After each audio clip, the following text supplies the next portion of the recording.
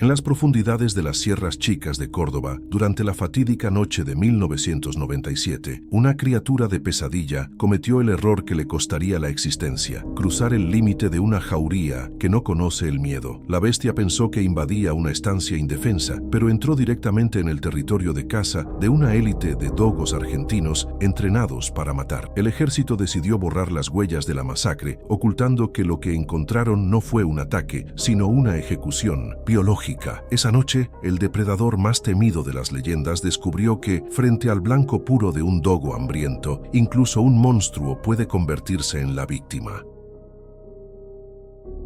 Bernardo arrastra los pies por el pasillo linóleo del asilo en la periferia de Rosario, donde el aire siempre huele a desinfectante barato y a olvido acumulado en las esquinas. A sus 72 años, el cuerpo le reclama cada uno de los inviernos pasados en las sierras, manifestando un dolor sordo en las articulaciones que se intensifica con la humedad de la tarde. Sus manos, nudosas y deformadas por cicatrices profundas que atraviesan los tendones como senderos de cuero viejo, sostienen con dificultad una taza de metal. No son heridas de guerra convencional, sino las marcas de una vida dedicada a someter a bestias de 45 kilos que solo entendían el lenguaje de la fuerza. El silencio de su habitación es su única compañía, un vacío que llena con el eco de los gruñidos que aún resuenan en su memoria desgastada. Antes de continuar, suscríbete y cuéntanos desde qué parte de México o del mundo estás viendo esto. La rutina en este lugar es una prisión de horarios rígidos que Bernardo acepta con la resignada disciplina de un viejo soldado que ya no espera órdenes. Se despierta antes del alba, cuando la luz gris apenas define los contornos de los edificios de concreto que ahora bloquean su horizonte, extrañando el olor a tierra seca de Córdoba. Sus dedos recorren inconscientemente las rugosidades de sus palmas, recordando el tacto de las correas de cuero crudo y la tensión vibrante de un dogo argentino antes de la suelta. No habla con los otros residentes, quienes ven, en su mirada perdida, un abismo que prefieren no explorar por miedo a encontrar sus propios fantasmas reflejados. Para el personal administrativo, él es solo un anciano huraño que se niega a participar en las actividades grupales, ignorando que su mente habita en 1997. El entorno institucional de la periferia rosarina es el polo opuesto a la inmensidad de las Sierras Chicas, donde el viento descendía de las montañas con un aullido casi humano. Bernardo se siente como un animal enjaulado, observando a través de la ventana enrejada el movimiento caótico de una ciudad que parece haber olvidado las leyes fundamentales de la naturaleza. En la estancia La Candelaria, él era el árbitro de la vida y la muerte, el hombre que mantenía a raya el caos con solo un gesto o un silbido. Aquí es apenas una cifra en un expediente clínico, un hombre cuya relevancia se ha desvanecido bajo capas de burocracia y medicamentos que intentan nublar sus recuerdos más nítidos. Sin embargo, su instinto permanece alerta, escaneando los rincones oscuros de la habitación como si esperara que algo saltara desde las sombras. La atmósfera de su reclusión está impregnada de una negación emocional que Bernardo cultiva con esmero para no sucumbir ante el peso de lo que sabe. Se obliga a concentrarse en los detalles triviales de su presente, como la temperatura del agua o el color de las pastillas, evitando que su pensamiento derive hacia el monte espinoso. A pesar de sus esfuerzos, el aroma del cuero húmedo parece filtrarse por las rejillas de ventilación, trayendo consigo el recuerdo de la sangre seca en el pelaje blanco de sus perros. Es una tensión pasiva, una calma chicha que precede a la tormenta que siempre termina por desbordarse cuando el sol se oculta tras los bloques de cemento. Bernardo sabe que el aislamiento no es más que una tregua temporal en una batalla que comenzó hace décadas en una noche sin estrellas. En la tranquilidad engañosa del asilo, los pequeños signos del pasado emergen como grietas en un muro que amenaza con desplomarse sobre su frágil estabilidad mental. A veces es el sonido de un trueno lejano lo que le devuelve el eco de un rugido gutural, o el paso de un perro callejero por la acera exterior lo que le eriza la piel. Bernardo observa sus manos, esas herramientas que alguna vez separaron peleas sangrientas entre molosos feroces, y siente una vergüenza que le quema las entrañas de forma persistente. No es el miedo lo que lo atormenta, sino la satisfacción que sintió en aquel momento de violencia pura, un placer oscuro que ningún confesor podría perdonar. La soledad es su penitencia autoimpuesta, casa, el único lugar donde puede cargar con el secreto de lo que ocurrió en el patio de la estancia. La estancia La Candelaria era un mundo regido por una masculinidad tóxica y un aislamiento geográfico que fomentaba la creación de sus propias normas morales y legales. Bernardo recuerda el olor omnipresente a ración de perro mezclado con el hedor metálico de la carne de jabalí que servía de alimento para la matilla de élite. Allí, los hombres se medían por la bravura de sus animales y por la capacidad de enfrentar los peligros que acechaban en la vegetación cerrada de las sierras. No había espacio para la debilidad ni para la duda. El error se pagaba con cicatrices que duraban toda la vida o con el silencio definitivo de la tumba. El protagonista era el guardián de ese equilibrio precario, el hombre encargado de asegurar que los depredadores estuvieran listos para la próxima cacería sangrienta. El paisaje de Córdoba en los años 90 se presenta en sus sueños como un laberinto de arbustos espinosos y sombras que cobran vida bajo la luz de una luna pálida. Bernardo revive las caminatas nocturnas por los senderos de piedra, escuchando el crujir de las ramas secas bajo sus botas gastadas mientras la linterna proyectaba sombras chinescas. En aquel entonces, la amenaza era solo una leyenda susurrada por los peones más viejos alrededor del fogón, una historia para asustar a los novatos que recién llegaban. Él escuchaba esas historias con un escepticismo profesional, confiando plenamente en la potencia muscular de sus dogos y en la precisión de su vieja escopeta Winchester. Pero el monte tiene una forma particular de castigar la soberbia humana, revelando sus secretos solo cuando el escape ya no es una opción viable. A menudo, Bernardo se sorprende buscando el rastro de un olor que no debería existir en la ciudad. La mezcla de perro mojado y un aroma químico similar al azufre. Es un síntoma de su trauma, un eco sensorial que lo transporta de regreso al patio de concreto de la estancia justo antes del desastre. En el asilo, este aroma se manifiesta en los momentos de mayor quietud, provocando que sus sentidos se agudicen de manera dolorosa y sus pupilas se dilaten en la penumbra. Los enfermeros notan su agitación, pero la atribuyen a la demencia senil, ignorando que el anciano está detectando la presencia de un fantasma que no obedece a las leyes biológicas. El silencio se vuelve pesado, una masa física que oprime su pecho mientras espera el sonido inconfundible de una garra raspando el piso. La negación emocional ha sido su escudo durante más de 20 años, pero el escudo se está desmoronando bajo la presión de una conciencia que ya no quiere callar. Bernardo se mira en el espejo del baño y no reconoce al hombre que ve, solo observa los restos de un verdugo que permitió que la naturaleza hiciera su trabajo sucio. Cada surco en su rostro cuenta la historia de una noche en que la jerarquía de los depredadores fue desafiada por algo que no pertenecía a este mundo. La rigidez de su postura, herencia de sus años de entrenamiento militar y manejo de caninos, es una armadura vacía que oculta un alma devastada por la culpa. Sabe que el tiempo se le agota y que el secreto morirá con él si no encuentra la forma de transmitirlo. El primer bloque de su existencia actual termina siempre con la misma visión, los ojos de sus perros reflejando una luz que no es de este plano. Bernardo se sienta al borde de su cama, sintiendo el frío del piso de baldosas que le recuerda al concreto de la zona de Caniles en 1997. La tensión es ahora una constante, una nota sostenida que vibra en sus huesos y le impide encontrar un descanso verdadero durante las horas de oscuridad. Está atrapado en el limbo entre lo que fue y lo que nunca podrá dejar de ser, esperando el detonante que lo obligue a enfrentar la verdad. La atmósfera está cargada, el aire es denso y el primer aviso del pasado está a punto de manifestarse en la forma de un recuerdo punzante. Bernardo encontró un recorte de periódico arrugado en la mesa de la sala común, un trozo de papel amarillento que parecía haber viajado en el tiempo para atormentar. El encabezado mencionaba ataques extraños en una zona rural cerca de las Sierras Chicas, describiendo mutilaciones que la policía no lograba explicar con la lógica de los depredadores locales. Al leer las palabras fuerza descomunal y huellas desconocidas, el aire en sus pulmones se volvió pesado, como si el smog de Rosario se transformara de repente en el polvo seco de la estancia cordobesa. Sintió un escalofrío que no tenía nada que ver con el aire acondicionado del asilo, sino con un reconocimiento ancestral que se activó en su espina dorsal. Era el mismo patrón de violencia que él había intentado enterrar bajo décadas de silencio absoluto, una firma sangrienta que solo él podía identificar con total certeza. Sus dedos, marcados por las cicatrices de viejos ataques caninos, comenzaron a temblar con una intensidad que derramó el resto de su café sobre la mesa de fórmica. La mancha oscura se expandió como un charco de sangre sobre el concreto, recordándole la noche en que el patio de los Caniles se se tiñó de un rojo profundo bajo la luna. Intentó cerrar el puño para controlar el espasmo, pero el dolor en los tendones era un recordatorio constante de su fragilidad física frente a la amenaza que recordaba. El sudor frío le perlaba la frente, deslizándose por las arrugas de su rostro, como lágrimas de una culpa que nunca se atrevió a llorar frente a nadie. Respiraba con dificultad, buscando un ritmo que su corazón se negaba a seguir, mientras el entorno del asilo desaparecía para dar paso a la oscuridad del monte espinoso. De repente, el olor a desinfectante del pasillo fue reemplazado por el hedor inconfundible de un perro mojado, mezclado con el aroma penetrante y químico del azufre. Era una fragancia de pesadilla que Bernardo asociaba con la presencia de lo imposible, un rastro sensorial que el cerebro humano se niega a procesar en condiciones normales. Miró hacia la ventana del asilo, esperando ver el muro de piedra de la estancia, en lugar de la reja de metal que protegía el edificio periférico. Su mente, fragmentada por el trastorno de estrés postraumático, comenzó a proyectar sombras que se movían con una agilidad sobrenatural entre las camillas y las sillas de ruedas. Cada crujido del edificio se transformaba en el sonido de una garra raspando la piedra, una advertencia de que el pasado no estaba muerto, sino que había estado esperando el momento adecuado. Recordó con una claridad aterradora la primera vez que sintió ese miedo, una sensación de ser observado por algo que no obedecía a las leyes de la biología. En 1997, la estancia La Candelaria era un santuario de silencio, interrumpido únicamente por los latidos rítmicos de los dogos argentinos que Bernardo cuidaba con una devoción casi religiosa. Aquella noche, el silencio fue diferente. Era una ausencia absoluta de sonido que hizo que los caballos en los establos comenzaran a patear las puertas con desesperación ciega. Sus perros, animales entrenados para no retroceder ante nada, se mantuvieron en una quietud sepulcral, con los pelos del lomo erizados como púas de metal bajo la luz de la luna. Bernardo, joven y arrogante entonces, no entendió que el silencio de los depredadores es la señal más clara de que un depredador mayor ha entrado en el territorio. El general y la pampa eran los pilares de su seguridad, dos máquinas de músculo blanco que pesaban más de 40 kilos cada una y no conocían la derrota. Bernardo los veía como extensiones de su propia voluntad, seres capaces de enfrentar a cualquier jabalí, por más grande o agresivo que fuera, en la maleza cordobesa. Sin embargo, esa noche, incluso esos ejemplares magníficos parecían perturbados por una presencia que flotaba en el aire cargado de electricidad estática y presagios oscuros. El protagonista recordó cómo el general emitió un soplido sordo, una advertencia que Bernardo nunca antes había escuchado, un sonido que denotaba un respeto ancestral hacia lo desconocido. La confianza que sentía en sus armas y en sus animales comenzó a resquebrajarse, dejando al descubierto la vulnerabilidad de un hombre que se cree amo de una naturaleza que no comprende. El detonante visual en su memoria fue el momento en que algo saltó la barda perimetral de 2,5 metros con una facilidad que desafiaba la gravedad. Bernardo recordó el sonido sordo del impacto sobre el concreto del patio, un ruido de huesos pesados y piel tensa chocando contra la superficie fría de la estancia. La luz de su linterna, siempre caprichosa y débil, parpadeó justo cuando una silueta encorvada se materializó en el centro del recinto, rodeada por la masa blanca de los perros. No era un lobo ni un hombre, sino una aberración cubierta de pelos ralos y sarna que emanaba un calor febril perceptible incluso a varios metros de distancia. Los ojos de la criatura reflejaron la luz con un brillo amarillento, similar al de un felino pero con una inteligencia maligna, que Bernardo nunca había visto en animales. En el presente del asilo, Bernardo sintió que sus pulmones se cerraban mientras intentaba procesar la noticia del periódico frente a él, convencido de que la bestia había regresado. La descripción de los ataques sugería una ferocidad que solo el lobizón podía desplegar, una necesidad de matar que iba mucho más allá del simple hambre de un depredador común. Se preguntó si las crías de aquella cosa habían sobrevivido, o si la maldición era algo que simplemente se negaba a desaparecer del suelo donde ahora se refugiaba. El conflicto entre su deber moral de advertir a los demás y el miedo paralizante a ser tratado como un loco senil comenzó a desgarrarlo por dentro. Sus manos buscaron instintivamente la culata de madera de su vieja Winchester, olvidando por un segundo que ya no poseía armas, sino solo recuerdos amargos. Bernardo observó a los enfermeros que pasaban frente a él, jóvenes con uniformes impecables que no tenían ni la más mínima idea de los horrores que acechan en las sombras rurales. Sentía una mezcla de lástima y envidia hacia su ignorancia, sabiendo que si él abriera la boca para contar su historia, solo recibiría requería una dosis extra de sedantes. El aislamiento institucional se volvió más opresivo al darse cuenta de que era el único guardián de una verdad que nadie quería escuchar ni creer por su naturaleza fantástica. Empezó a sospechar de cada ruido en el sistema de ventilación y de cada sombra alargada por el sol poniente, convencido de que el horror original estaba de vuelta. La paranoia, alimentada por los síntomas de su trauma nunca tratado, lo llevó a revisar las cerraduras de su recámara con una urgencia desesperada. El ritmo cardíaco de Bernardo se aceleró hasta alcanzar una frecuencia peligrosa, provocando una punzada aguda en el lado izquierdo de su pecho que lo obligó a sentarse de golpe. Cada latido era un martillazo que resonaba en sus oídos, sincronizado con el recuerdo de las mandíbulas de sus perros cerrándose sobre la carne correosa de la criatura. Sentía que el concreto del asilo vibraba bajo sus pies, transmitiendo la energía de una batalla que se libraba en un tiempo y espacio que ya no existían. Su respiración se volvió superficial y rápida, un jadeo constante que buscaba un oxígeno que parecía haberse agotado en la habitación cerrada y cargada de sombras. Era la respuesta física de un organismo que reconoce el peligro inminente, incluso cuando la amenaza se encuentra a cientos de kilómetros de distancia o enterrada en el pasado. La imagen de su Winchester 1894 se impuso en su visión periférica, con el frío del metal en sus dedos y el olor del aceite para armas llenando sus fosas nasales. Recordó cómo el cañón temblaba ligeramente mientras intentaba encontrar un ángulo de tiro que no pusiera en riesgo la vida de sus valiosos ejemplares de dogo. La impotencia de aquel momento regresó con una fuerza renovada, recordándole que a veces las herramientas del hombre son inútiles ante las fuerzas primordiales que gobiernan la oscuridad del monte. En el asilo, sus manos vacías intentaron recrear el gesto de cargar el arma, un movimiento mecánico que su cuerpo recordaba, mejor que su propia fecha de nacimiento o su dirección. Bernardo sabía que, si la bestia regresaba por él, no tendría nada más que su voluntad quebrantada para defenderse en sus días finales. La sospecha de que algo que debía estar muerto había regresado comenzó a transformarse en una certeza fría que se instaló en el centro de su estómago como una piedra. Bernardo no creía en coincidencias. Los detalles del informe periodístico eran demasiado específicos como para ser atribuidos a un simple puma o a un ataque de perros asilvestrados. La forma en que las víctimas habían sido desgarradas sin que se consumiera la carne en su totalidad indicaba un tipo de sadismo que solo el lobizón manifestaba en sus cacerías. El protagonista sintió que un hilo invisible lo conectaba con aquellos sucesos lejanos, una cuerda que lo arrastraba de vuelta a la estancia La Candelaria para terminar lo que comenzó. El terror no era solo por la criatura, sino por la posibilidad de que su silencio hubiera permitido que esta plaga se expandiera. Lo que más atormentaba a Bernardo era el recuerdo del grito de la criatura, un sonido que se filtraba entre los rugidos animales y que tenía una cadencia humana aterradora. Aquella noche, mientras sus perros despedazaban al intruso, el lobizón emitió palabras distorsionadas, súplicas que parecían provenir de una garganta humana atrapada dentro de un cuerpo que ya no le pertenecía. Ese llanto gutural era lo que le impedía dormir la mayoría de las noches. Una voz que le preguntaba por qué no había intervenido para terminar con su agonía de manera rápida. En el pasillo del asilo creyó escuchar ese mismo tono en el lamento de un enfermo terminal, lo que le provocó un espasmo de horror que casi lo hace caer al suelo. El límite entre lo humano y lo bestial se había borrado para siempre en 1997. El conflicto interno se manifestaba como una lucha constante entre el deseo de huir de sus recuerdos y la necesidad imperiosa de hacer algo para detener la nueva matanza. Bernardo sabía que él era quizás el único hombre vivo con la experiencia necesaria para identificar y combatir a un depredador de esa naturaleza física y metafísica. Sin embargo, su cuerpo anciano era una traición constante, una estructura de huesos frágiles que difícilmente podría soportar el rigor de una persecución en el monte cerrado de las sierras. El miedo al fracaso y a enfrentarse nuevamente a esa mirada amarillenta luchaba contra su sentido del deber, un remanente de su formación militar que le exigía proteger a los inocentes. Se sentía como un traidor al mundo por haber callado tanto tiempo, permitiendo que el horror se convirtiera en una sombra permanente. Bernardo empezó a sentirse vigilado incluso dentro de los muros seguros de la institución médica, notando sombras que no correspondían a ningún objeto físico presente en su recámara. Cada vez que cerraba los ojos, veía el brillo de las pupilas verticales acechando desde los rincones más oscuros del techo, esperando a que bajara la guardia para atacarlo. La sensación de que el depredador lo había rastreado a través de las décadas era una idea irracional que cobraba fuerza con cada noticia de ataques que lograba encontrar en la prensa. No era solo un animal lo que temía, sino una fuerza de la naturaleza que parecía haber tomado su rastro como una venganza personal por lo ocurrido en la estancia. La paranoia se convirtió en su única defensa, manteniéndolo despierto durante las madrugadas mientras sus dedos trazaban mapas imaginarios de huellas. La conexión entre los sucesos actuales y su secreto mejor guardado se volvió una obsesión que consumía sus escasas energías, obligándolo a pasar horas analizando cada detalle de las noticias. Bernardo comparaba mentalmente la distancia entre los ataques reportados y su ubicación actual, tratando de predecir el movimiento de una criatura que se desplazaba con una velocidad imposible para cualquier cuadrúpedo. Sabía que el patrón de muertes seguía un camino que recordaba las antiguas rutas de trashumancia de la región, un sendero de dolor que cruzaba zonas y fronteras sin ser detectado. El peso del secreto se volvía insoportable, una carga metálica que le impedía respirar con normalidad mientras imaginaba a las nuevas víctimas enfrentándose al mismo horror que él presenció. Estaba convencido de que su destino estaba ligado irrevocablemente a esa criatura y al ciclo de violencia. Finalmente, Bernardo comprendió que no podía seguir oculto en la seguridad estéril del asilo, mientras el mundo exterior sufría por su negligencia y su cobardía de tantos años acumulados. Comenzó a planear su salida, una misión de infiltración inversa que requería toda la astucia que aún conservaba en su mente, curtida por la disciplina y el miedo constante. Revisó sus escasas pertenencias, buscando cualquier objeto que pudiera servirle como arma o herramienta en el enfrentamiento que sabía inevitable al regresar a las sierras cordobesas. Sus ojos, antes apagados por la rutina y los medicamentos, recobraron un brillo de determinación militar que desconcertó a los enfermeros durante la ronda nocturna habitual de chequeo. Estaba despertando de un letargo de décadas, preparándose físicamente para el regreso a la zona de guerra, donde el lobizón lo esperaba para el ajuste final. Bernardo recuerda sus primeros años en la estancia La Candelaria, un lugar donde el tiempo parecía detenerse entre los cerros de Córdoba. El aire era una mezcla de polvo y estiércol, y su único propósito era cuidar los dogos del patrón. Eran tiempos de una masculinidad ruda, donde el silencio se apreciaba más que cualquier plática vana frente al fuego nocturno. La estancia se extendía por hectáreas de monte impenetrable, un terreno donde las leyes de la ciudad no tenían jurisdicción ni importancia alguna para los lugareños. El protagonista recorría los linderos montado en un caballo moro, siempre acompañado por un par de perros que no conocían el retroceso